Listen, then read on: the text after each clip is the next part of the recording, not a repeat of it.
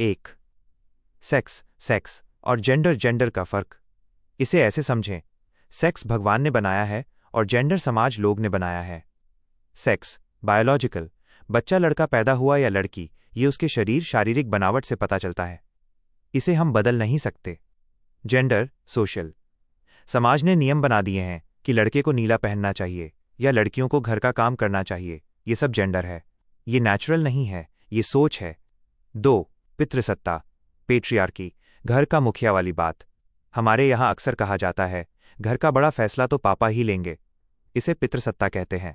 उदाहरण, किसी परिवार में अगर 2 बच्चे हैं, एक लड़का और एक लड़की, तो अक्सर घरवाले कहते हैं, लड़का है उसे बाहर पढ़ने भेज दो, बड़ी होकर लड़की तो दूसरे घर चली जाएगी।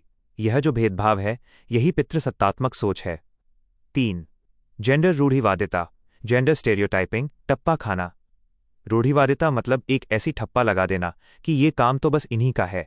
उदाहरण 1, काम।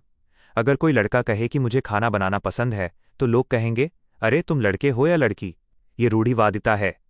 उदाहरण 2, भावनाएं। हम बचपन से बच्चों को सिखाते हैं, बेटा लड़के रोते नहीं हैं। भाई रोना तो इंसान की भावना है, लड़के हो या लड़की, दोनों को दुख होता है। लेकिन समाज ने लड़के पर न रोने का ठप्पा लगा दिया है। 4, समाजीकरण जेंडर सोशलाइजेशन। शुरुआत कहाँ से हुई? ये वो ट्रेनिंग है जो हमें बचपन से मिलती है। उदाहरण, छोटे बच्चे को खिलौने देते वक्त हम क्या करते हैं? लड़के को बंदूक या कार और लड़की को गुड़िया।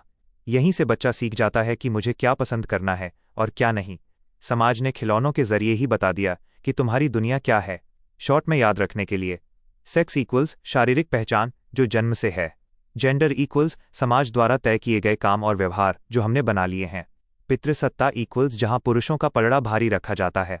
रूढ़िवादिता इक्वल्स पुरानी घिसी पिटी सोच की, ये काम तो इसी को करना चाहिए। जेंडर, परिवार और समाज, गहन विश्लेषण। 1, परिवार समाजीकरण की पहली पाठशाला। प्राथमिक समाजीकरण प्राइमरी सोशलाइजेशन। परिवार बच्चे का पहला स्कूल है। यहाँ बच्चा सबसे पहले जेंडर भूमिकाओं जेंडर रोल्स के बारे में सीखता है। भूमिका का निर्धारण, माँ बाप द्वारा बचपन से ही बच्चे को यह बताना कि लड़के को ये काम करना है और लड़की को ये काम, जेंडर के प्रति उनके दृष्टिकोण को स्थायी बनाता है। 2, समाजीकरण के एजेंट्स ऑफ सोशलाइजेशन। परिवार, घर के नियम, बच्चों के खिलौने जैसे लड़कों को कार और लड़कियों को गुड़िया देना, और घर के कामों का बंटवारा जेंडर की समझ को गहरा करता है। स्कूल और शिक्षक।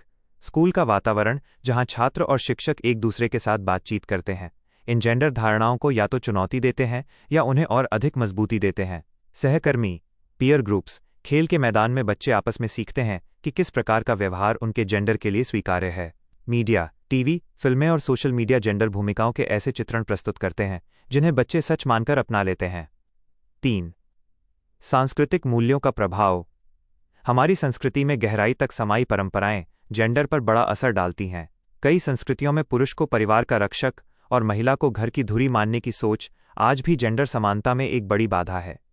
4, समाजीकरण का आंतरिककरण इंटरनलाइजेशन। जब बच्चा इन सभी एजेंटों, परिवार, स्कूल, मीडिया से बार बार एक ही तरह के संदेश प्राप्त करता है, तो वह उन जेंडर भूमिकाओं को अपनी पहचान का हिस्सा बना लेता है। यही कारण है कि बड़े होने पर लोग उन जेंडर पूर्वाग्रहों को बदलने में कठिनाई महसूस करते हैं। यूनिट 3, स्कूल और जेंडर, गहन विश्लेषण। 1, पाठ्यक्रम करिकुलम में जेंडर प्रतिनिधित्व। दृश्य और अदृश्य पाठ्यक्रम। औपचारिक पाठ्यक्रम जो किताबें पढ़ाती हैं के अलावा एक हिडन करिकुलम भी होता है, जैसे स्कूल की परंपराएं, असेंबली और अनुशासन के नियम जो जेंडर के बारे में संदेश देते हैं। पाठ्यपुस्तकों का विश्लेषण। क्या आपकी किताबों में महिलाओं को सिर्फ घर के कामों में और पुरुषों को बाहर काम करते हुए दिखाया गया है? यहाँ जेंडर पूर्वाग्रह, जेंडर बायस को पहचानना जरूरी है। 2, स्कूल का वातावरण, स्कूल एनवायरनमेंट। भौतिक ढांचा। स्कूलों में अलग अलग शौचालय, खेल के मैदान में खेलने की जगह का बंटवारा, और क्या दोनों जेंडर को बराबर संसाधन मिलते हैं? शिक्षक छात्र संवाद। क्या शिक्षक लड़कों को कठिन सवाल और लड़कियों को सरल सवाल पूछते हैं? यह सूक्ष्म भेदभाव ही जेंडर असंतुलन बनाता है। 3, जेंडर समानता को बढ़ावा देना, प्रोमोटिंग जेंडर इक्वालिटी। समावेशी वातावरण। एक शिक्षक का काम है कि वो ऐसी कक्षा बनाए जहां कोई भी छात्र अपनी जेंडर पहचान की वजह से असुरक्षित महसूस न करे। सह शिक्षा, को एजुकेशन के लाभ। लड़कों और लड़कियों को साथ बिठाकर और साथ प्रोजेक्ट्स में काम करने के अवसर देकर हम उनमें सहयोग की भावना पैदा कर सकते हैं। 4, शिक्षकों की जिम्मेदारी। एक शिक्षक को खुद के जेंडर पूर्वाग्रहों को समझना होगा। क्या आप अनजाने में ही किसी छात्र को उसकी जेंडर भूमिका के कारण टोकते हैं?